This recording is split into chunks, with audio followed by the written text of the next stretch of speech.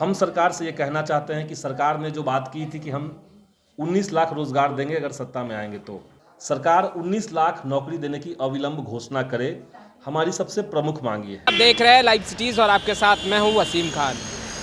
रोजगार के मुद्दे को लेकर अब तमाम विपक्षी खेमा सत्ता पक्ष पर निशाना साधते दिख रहा है। वहीं हम बात करने जा रहे हैं CPI-ML विधायक संदीप सौरभ की। उन्होंने सीधा का सीधा निशाना साधा है राज्य सरकार पर और साफ साफ लफ्ज़ों में कह दिया है कि अब आर पार की लड़ाई होगी। 1 मार्च को बिहार विधानसभा का घेराव करने निकलेंगे।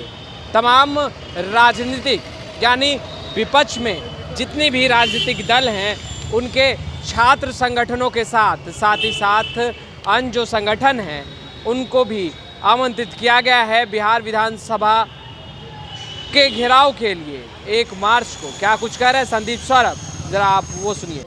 हमने अपील की है, ये खुला मंच है, ये कोई क्लोज मंच नहीं है। हमने सारे संगठनों से अपील की है और तमाम सारे जो अलग अलग मुद्दों को लेकर के जो छात्र युवा संगठन आंदोलन कर रहे हैं अपने डिमांड्स को लेकर के, जैसे शिक्षक अभ्यर्थी आंदोलन कर रहे हैं, TT आंदोलन चल रहा है, दरोगा के अभ्यर्थी जो आंदोलन कर रहे थे सही मांग को लेकर के कि हमारी PT और मेंस में धांधली हुआ, उनकी बात को सुनने के बजाय सरकार उनके ऊपर लाठीचार्ज कर देती है और उनके नेता को गिरफ्तार कर लिया जाता है, दिलीप कुमार को।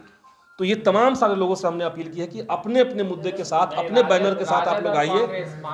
राजद और वो आएंगे जी आएंगे, वो लोग भी आएंगे। राजद बातचीत हुई है छात्र संगठनों से, उनके जो छात्र संगठन है उनसे बात हुई है, वो लोग आएंगे। उन्होंने जो प्रेस कॉन्फ्रेंस आज बुलाया है यहाँ पे, उसमें हमारा मुख्य मकसद है कि बिहार में जिस तरीके के रोजगार के संकट बढ़े हैं और ख़ास करके कोविड महामारी के बाद करोड़ों की संख्या में बिहार में लोग बेरोजगार हुए हैं, हम सरकार से ये कहना चाहते हैं कि सरकार ने जो बात की थी कि हम 19 लाख रोजगार देंगे अगर सत्ता में आएंगे, तो अब सत्ता में आए हुए सरकार को बने हुए 4 महीने से ज़्यादा समय हो गए हैं।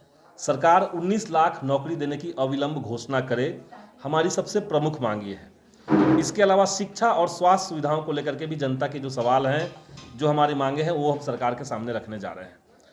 लेकिन बिहार के अंदर जिस तरीके से बहालियों के अंदर धांधली की खबरें आ रही हैं, बहालियों में लेट लतीफ़ी की बातें हो रही है, जिसको मजबूती से हम लोगों ने विधानसभा के अंदर भी रखा। जैसे आप देखिए कि 3 साल से बिहार में TET की बहाली पेंडिंग पड़ी हुई थी। सरकार की लापरवाही से समझिए कि 94,000 छात्र जो थे उनका भविष्य अंधेरे में लटका हुआ था। उस पर एक बात कहेंगे हम लोग।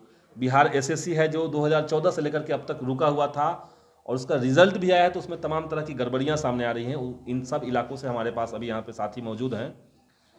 बिहार पुलिस महिला अभ्यर्थी यहाँ पे हमारे बीच में हैं जिनके भी कुछ मांगे हैं सरकार से। तकनीकी छात्र संगठन जो अभियंता अभ्यर्थी हैं वो लोग भी हमारे सामने हैं। बिहार के अंदर सबसे बड़ा संकट ये हो रहा है कि कोई भी बहाली, एक तो सरकार जल्दी ला नहीं रही है, और अगर बहाली आ जा रहा है तो बहाली का कोई परीक्षा जो होता है उसमें अनियमितता, धांधली, करप्शन, पेपर लीक, सेटिंग, इन सब से मुक्त कोई बहाली नहीं हो रहा है। अगर नीतीश कुमार के 15 साल के अंदर की बात करें तो कोई भी ऐसा बहाली सरकार ने नहीं करवाया जिसके अंदर ये सब गड़बड़ियां ना हुई हो। दूसरा संकट है कि समय सीमा की पाबंदी नहीं है सरकार के सामने। कोई बहाली 2014 में आता है लेकिन 2021 तक बिना वजह उसको रोक के रखा जाता है। तो आपने सुन लिया, 19 लाख युवाओं को रोजगार दिया जाएगा, चुनाव में वादा किया गया था, पर अब ऐसा कुछ लग नहीं रहा। सरकार की मंशा नहीं लग रही कि युवाओं को रोजगार देगी। ऐसा मैं नहीं, संदीप सौरभ कह रहे हैं जो कि CPI-ML विधायक हैं। साथ ही साथ यह भी कह रहे हैं कि 1 मार्च को बिहार विधानसभा का घेराव करने निकलेंगे। खैर, लाइव सिटीज़ के साथ बने रहे, हम तमाम लेटेस्ट तस्वीरें लगातार अपडेट करते रहेंगे। तो आपने हमारे चैनल को सब्सक्राइब नहीं किया है तो तुरंत सब्सक्राइब कर लें। आपका बहुत बहुत शुक्रिया।